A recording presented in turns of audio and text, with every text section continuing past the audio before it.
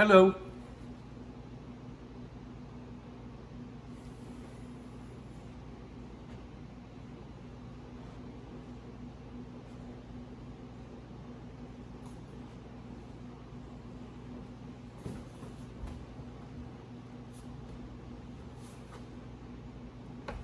I would like to welcome you to Storytime.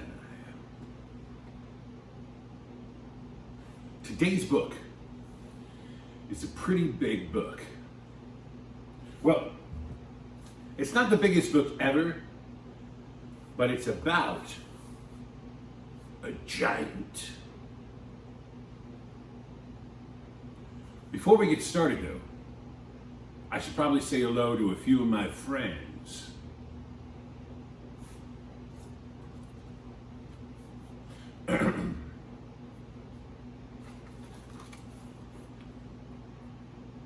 I would like to say hello to Tegan and Melina. Hello. And to Ellie and Mary. And to Dorian. And to Tony and Joe and Beverly and Elijah. And a very special hello to Ms. McCurdy's third grade class in Lake Elsinore. Hello. Welcome to Storytime.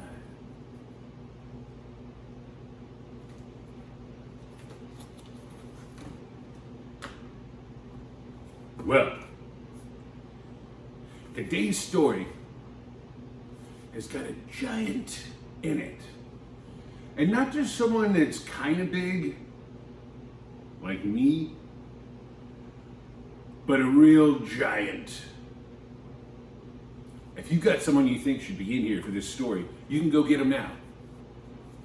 We'll wait.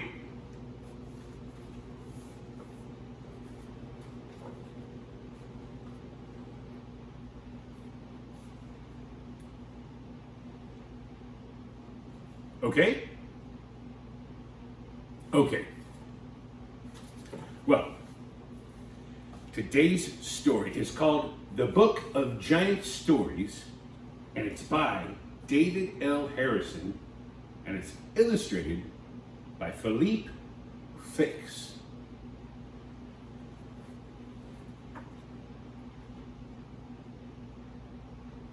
It starts with a poem.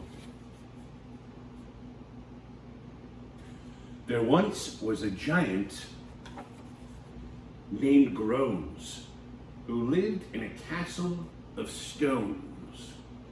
And often he said, "I'd sure like some bread, but I hate grinding up all those bones."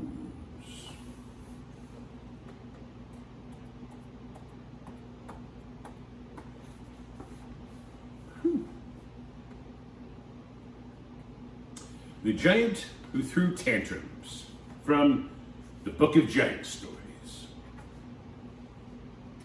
At the foot of Mount Thistle lay a village, and in the village lived a little boy who liked to go walking.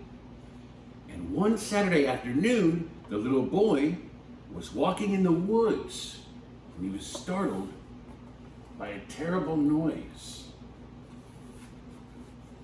He popped behind a bush. Before long, a huge giant came stumbling down the path. He looked upset. "Tangle, bangle, dringle pots," the giant bellowed. He banged his head against a tree until the leaves shook like snowflakes.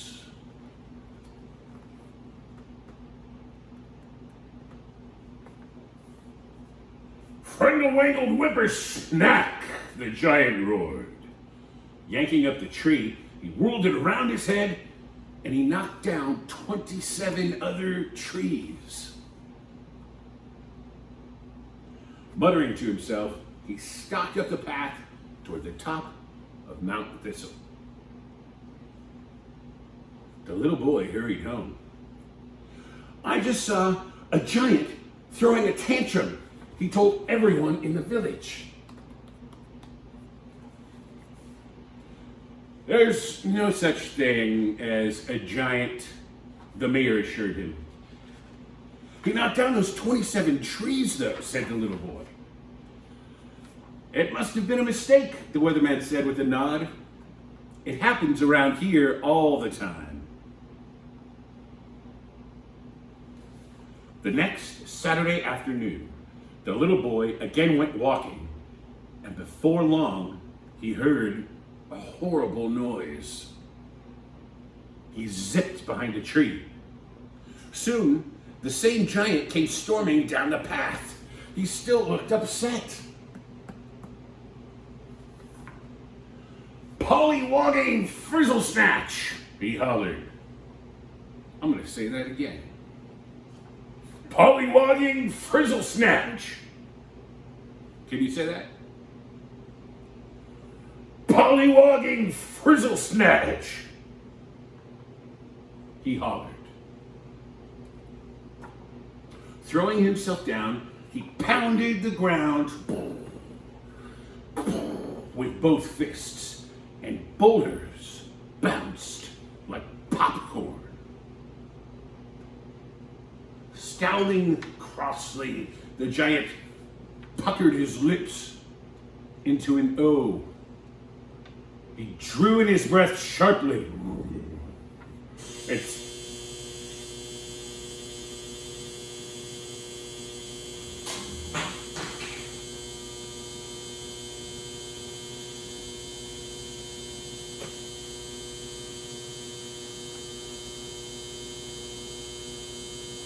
I know what that means. That means that it's snack time. I love snack time.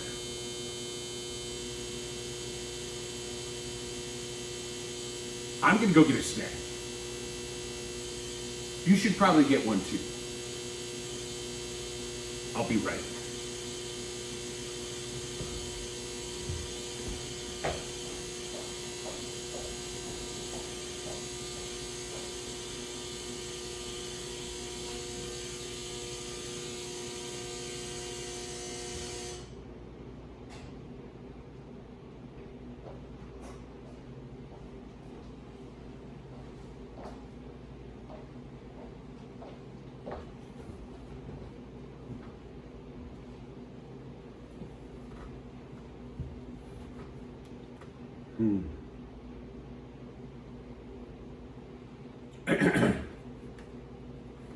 Let it heal, let it come.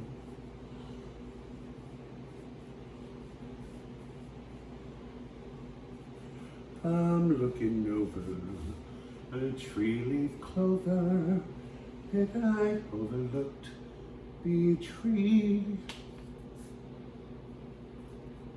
Today's snack is a very good snack. It's a snack that we've had before.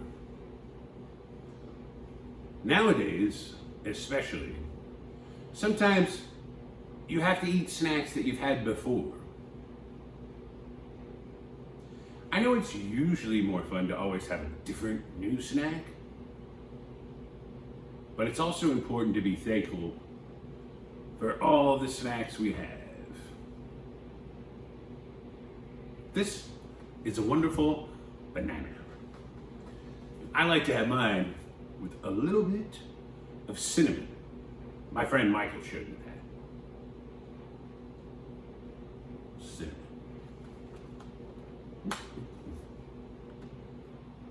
Just a little.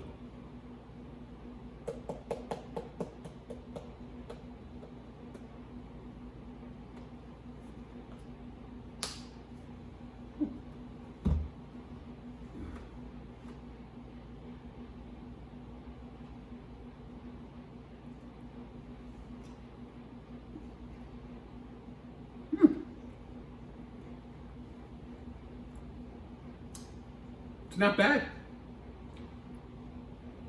What'd you guys have?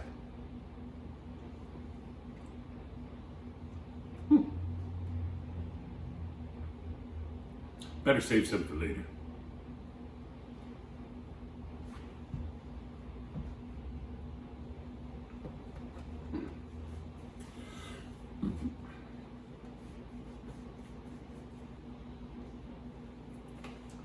Well, it's really important nowadays to find something fun to do that keeps you busy. And I like to do things that are productive too. If you can find something to do that's not only fun, but productive, well then that's great. You can give the fun thing to someone else, or it's just the best. I'll show you what I mean. One thing I'm trying to learn lately is called knitting. Or it might be called knitting, but I think it's knitting. Knitting. Anyway, you can look it up. Here's all you do, is you get some yarn, and then you have, it's like 2 sticks, and you kind of go like this with the yarn and the sticks. And then if you do that for a couple of days, at the end, you get like this. You get the world's super coolest, awesome scarf. Or you can make a hat, or you can make socks, or whatever you want. But it's called knitting, K-N-I-T. Check it out. It's pretty easy.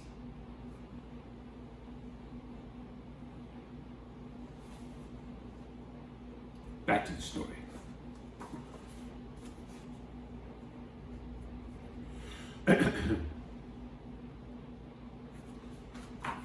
Pollywogging frizzle snatch, the giant hollered. Throwing himself down, he pounded the ground with both fists, and boulders bounced like popcorn. Scowling crossly, the giant puckered his lips into an O. He drew in his breath sharply. Boom. It sounded like somebody slurping soup. Boom! He cried. Grabbing his left foot with both hands, the giant hopped on his right foot up the path towards the top of Mount Thistle. And the little boy hurried home. That giant's at it again, he told everyone. He threw such a tantrum that the ground trembled. It must have been an earthquake, the police chief said. That happens around here sometimes. The next Saturday afternoon, the little boy again went walking, and before long, he heard a frightening noise. He plopped behind a rock. Soon, the giant came, fuming down the path. When he reached the little boy's rock, he puckered his lips into an O. He drew in his breath sharply, and with a loud, soup-slurping sound, he said, "Phooey! I never get it right."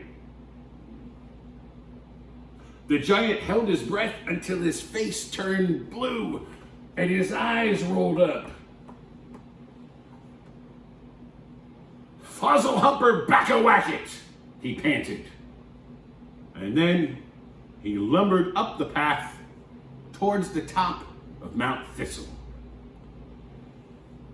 The little boy followed him.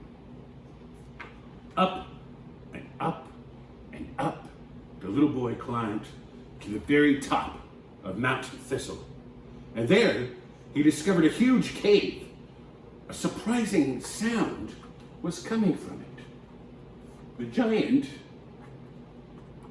was crying.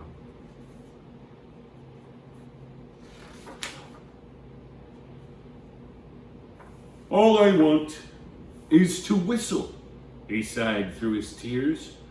But every time I try, it comes out wrong. The little boy had just learned to whistle. He knew how hard it could be. He stepped inside the cave. The giant looked surprised.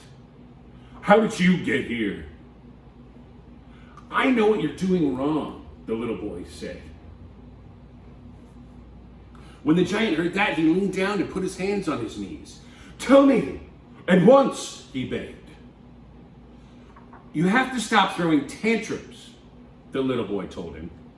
I promise, said the giant, who didn't want anyone thinking he had poor manners. And pucker your lips, the little boy said. I always do, the giant assured him. And then blow, the little boy added. Blow? Blow. The giant looked as if he didn't believe it. He puckered his lips into an O, and then he blew, and out came a long, low whistle.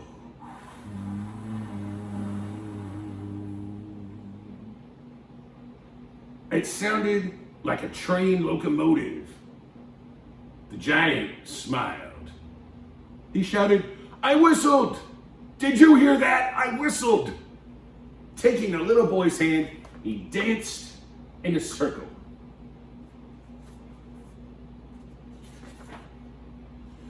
You're a good friend, the giant said. Thank you, said the little boy. Sometime maybe we can whistle together. But right now I have to go. It's my supper time. The giant stood before his cave and waved goodbye. The little boy seldom saw the giant after that. But the giant kept his promise about not throwing tantrums. We never have earthquakes, the mayor liked to say. Haven't had a tornado in ages, the weatherman would add. And now and then, they heard a long, low whistle somewhere in the distance. Must be a train, the police chief would say. But the little boy knew his friend the giant was walking up the path toward the top of Mount Thistle, whistling.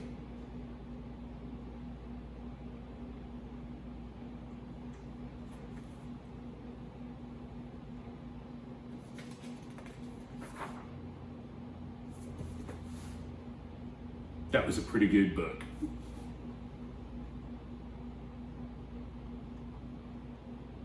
Well, if you've got a story you think we should read, or someone that we should say hi to, why don't you leave us a message? Thanks for coming to Storytime. Let's have another one tomorrow. I'll see you then.